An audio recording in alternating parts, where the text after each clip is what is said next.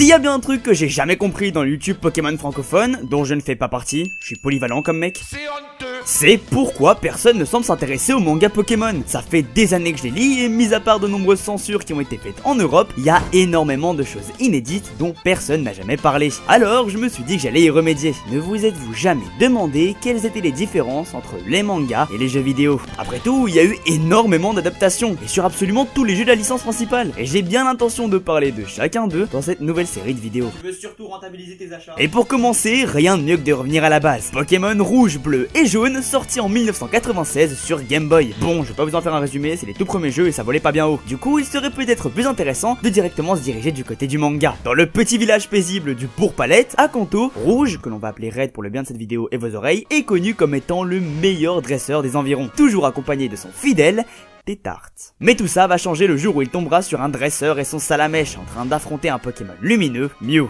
Et ce dresseur, c'est évidemment Blue. Mais en tentant de s'y mesurer lui aussi, Raid va connaître une lamentable défaite qui lui ramènera les pieds sur terre. Il est loin d'être le dresseur fort dont tout le monde parle. Un simple Salamèche a enduré plus de coups que son Tétarte. Il décidera alors de rendre visite au professeur Chen dans l'espoir d'obtenir de l'aide. Et après quelques petits malentendus, finira par être choisi pour être le dernier possesseur du Pokédex. Ainsi, accompagné de son Tétarte et du Bulbizarre que le professeur lui aura confié, Raid se mit pour objectif de faire le tour du monde et de récolter tous les badges, dans l'espoir de devenir nul autre que le meilleur dresseur que ce monde n'ait jamais porté. Oui, je sais, ça vous fait bizarre que ce soit Blue qui possède Salamèche et Raid Bulbizarre, mais pour moi c'est déjà un point que marque le manga. Pourquoi? Bah parce que Bulbizarre est clairement le meilleur des trois. A noter que plus tard, ils feront la rencontre de Green, une voleuse et escroc qui se trouvera être le troisième possesseur du Pokédex avec son carapuce. Jusqu'à là, sinon, rien d'anormal. Certes, Mew n'est pas présent au début des jeux, il n'était même pas présent du tout, à part via un bug, mais Red sinon est un héros de shonen tout ce qu'il y a de plus normal. Ils font tête baissée dans le danger, est légèrement stupide et croit au pouvoir de l'amitié. Et en ce qui concerne le personnage de Blue, eh bien il est assez fidèle à lui-même, même si cela joue un peu trop sombre par moment. Arrivé à Argenta, lieu de la première arène, Red décida alors de se mesurer à Pierre. Et on a déjà ici la première différence avec les jeux vidéo. L'arène de Pierre fonctionne avec un système de tournoi. Les dresseurs s'affrontent dans l'espoir de pouvoir se mesurer au maître des lieux. Mais ce n'est pas le cas de toutes les arènes. En réalité, elles sont pratiquement toutes très différentes. Et Red obtient parfois ses badges sans même vaincre les champions. C'est le cas de ses combats contre Ondine et Erika dans lesquels il s'est fait exploser, mais ayant prouvé sa valeur en tant que dresseur, il décrocha son badge. Dans les jeux vidéo évidemment il n'y a rien de tout ça. Alors oui, on a quand même des sortes d'énigmes à résoudre avant de se mesurer aux champions, mais les badges ne s'obtiennent pas si vous ne les battez pas. Et d'ailleurs les champions d'arène, parlons-en. Pierre n'a pas spécialement de personnalité, il y a que dans l'anime que c'est un gros charreau. Ondine par contre est issue d'une riche famille de champions d'arène, et Erika est une jeune fille de la noblesse qui accorde beaucoup d'importance à l'âme des dresseurs. Mais bien qu'étant comme dans les jeux vidéo des dresseurs d'exception, ils ne se battent pas tous pour une noble cause. Le Major Bob, Koga et Morgan par exemple sont en réalité des lieutenants de la team Rocket, ayant mis de côté leur profession pour diverses raisons, que ce soit par admiration pour le boss Giovanni ou encore par simple désir d'obtenir plus de puissance. Et ils ne sont pas les seuls. Auguste est un ex-scientifique de la team Rocket qui quitta l'organisation après que sa dernière expérience soit allée trop loin. Laquelle? Mewtwo.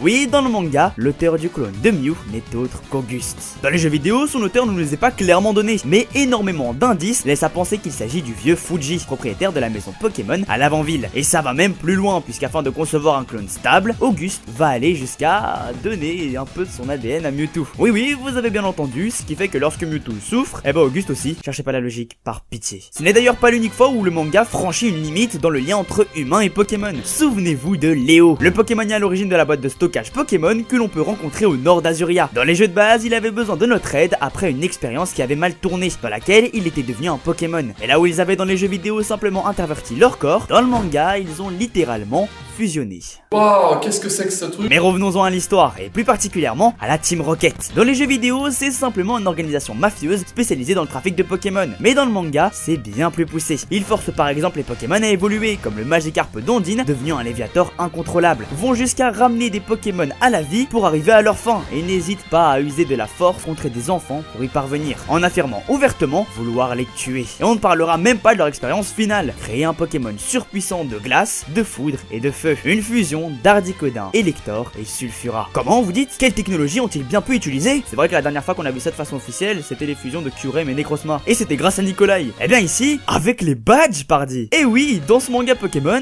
les badges sont plus que de simples objets de collection. Pourtant, ils ne se dérangent pas pour les donner à n'importe qui. Ils renferment un pouvoir inimaginable, capable de tout. Du moins, les 7 premiers. Parce que le dernier, personne ne savait où il se trouvait. Enfin, avant que Red ne batte Giovanni. Oui, c'était le boss qui avait le dernier, cherchez pas à comprendre. Mais avant de parvenir à cette fusion, la Team Rocket avait réalisé ses expériences sur Evoli, un pauvre Pokémon qui s'est vu intégrer une puce dans l'oreille lui permettant de changer de forme à volonté. Oui, l'évolution n'est pas permanente. D'ailleurs, en parlant d'évolution, oh la transition incroyable, sachez que ce manga s'est donné la liberté d'en avoir rien à foutre. Mashhopper et Tétart évoluent sans avoir besoin d'échanges ou de pierres haut. Ils le font sans pression en combat. Combat dont le but est aussi bien de tuer le Pokémon ennemi que d'affaiblir le dresseur adverse physiquement. Red a d'ailleurs fini à l'hôpital après son combat contre Giovanni et nombreux sont les fois où lui et ses compagnons ont failli crever. Et on ne parlera même pas de la logique des attaques. Pikachu peut utiliser Toxic et Surf, Bulbizarre a appris Lance-Soleil de lui-même dès sa première rencontre avec Red et Mewtwo se bat avec une cuillère.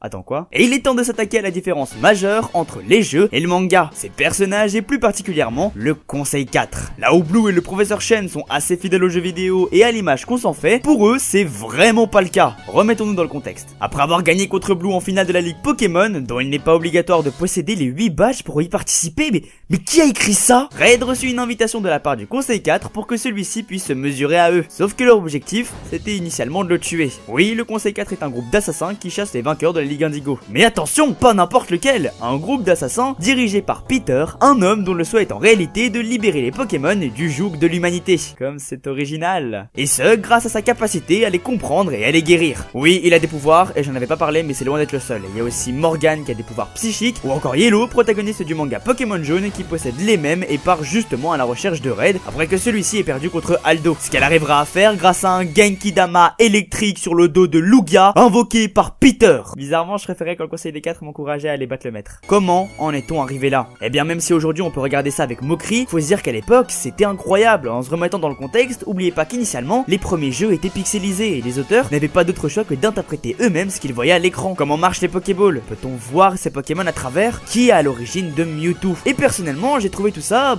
assez sympa en fait. Et même si ça me sortait totalement de ma lecture au début, je me suis surpris en train d'apprécier le monde qu'on me dépeignait. Et je suis quasiment sûr que l'animé s'en est inspiré par moments. Ces mangas ont été faits par des fans pour des fans. Et cette grande aventure est loin d'être terminée, puisqu'au même moment, un jeune garçon du nom de Gold s'apprête à passer une matinée mouvementée. Sur ce, n'oubliez pas, Bulbizarre est le meilleur des trois et abat la racaille de type feu.